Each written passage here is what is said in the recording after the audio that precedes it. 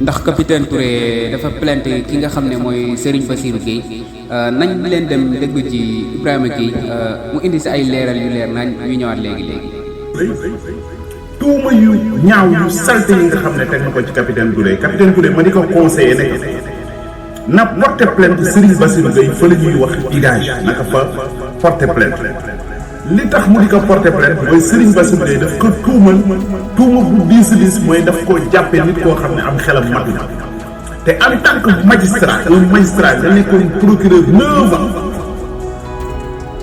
nga ne xam nga yoon nga toog def conférence de presse àdduna yëpp di la seetaan ngay tuumal nit te mu indiwoo firnde këyit guy wane ne dafa dof loolu dafay remettre en cause lu bëree bëri may samp benn laaj di ko laaj képp kuy acteur justice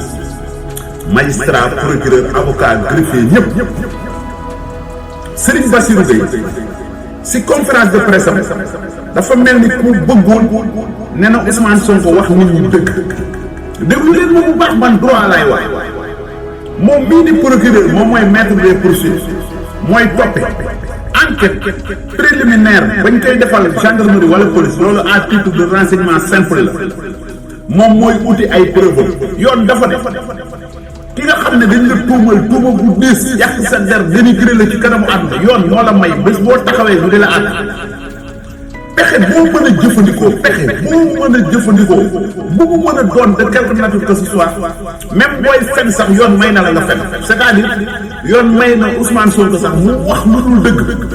nit ñi foog ñu dem ak seen xel Ousmane Sonko li ko yoon may ci conseil yu ay avocat am da koy jëfandikoo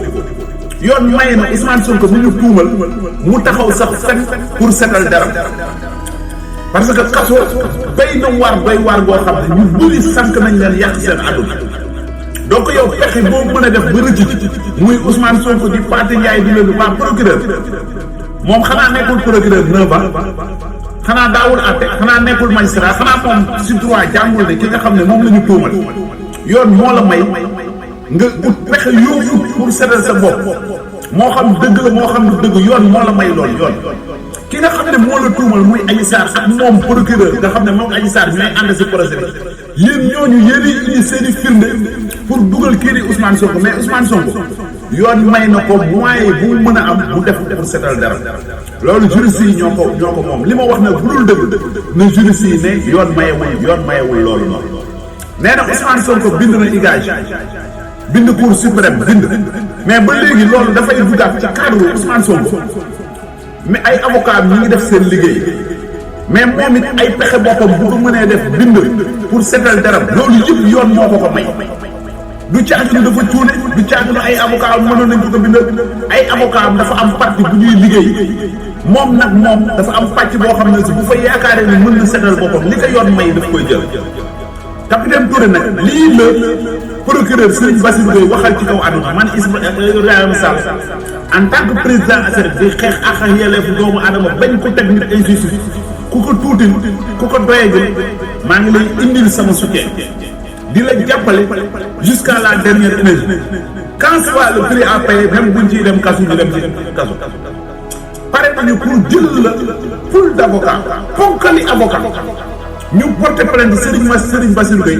mais yóbbu saisir igage ñu déglu ko mu indi ay preuve ci capitaine gendarmerie capitaine nga xam ne ñooñu ñooy ponkali biir gendarmerie ku def 1000 et quelques enquêtes am diine am l'islam gendarme yi ma laaj yëpp amul kenn koo xam ne nee na Capitaine Touré xelam dem loolu yow procureur de la république 9 ans boo ko waxee ci am réewu démocratie wax sa dëgg yàlla dañ la war a woo entendre la laaj la li nga wax foo ko jële ak ñett ñoo la ko wax yan gendarme ñoo la wax ne dañ ko doon indil médecin bu koy xool loolu accusation gënu ko grave yow yaa nekk procureur ñu fal la nga am ay privilège di buur di bumbi waroo bañ ku la saag waroo bañ ku la xas maa ngi leen di jox rendez-vous si live bi may def ngoon bu 9h jotee live boobu ngeen partagé ko ngeen aimé ko dinañu ko toj ba mu jeex tak démonté leen ko pièce par pièce wan leen ne leen complot bi ñëpp di bañ ba Ahmed Sidi Mbaye ñëwee di rëbb Ousmane Sonko foofu la ñuy yebalee Ahmed Sidi Mbaye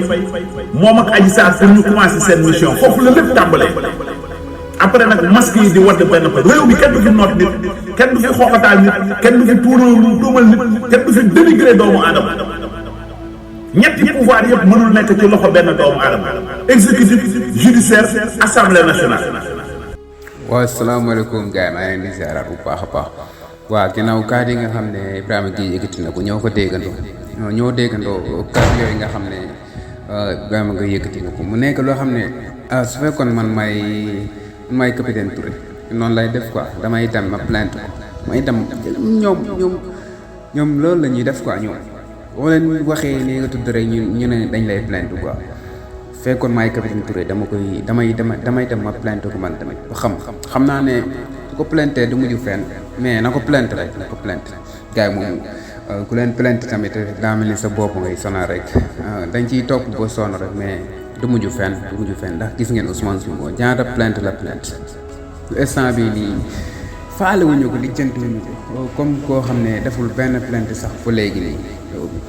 moom saa ñu ko plainte ñu woo ko si yoon moom su defee plainte nag kenn du toog plainte mu nekk loo xam ne nag non Sénégal nii rek la mel quoi.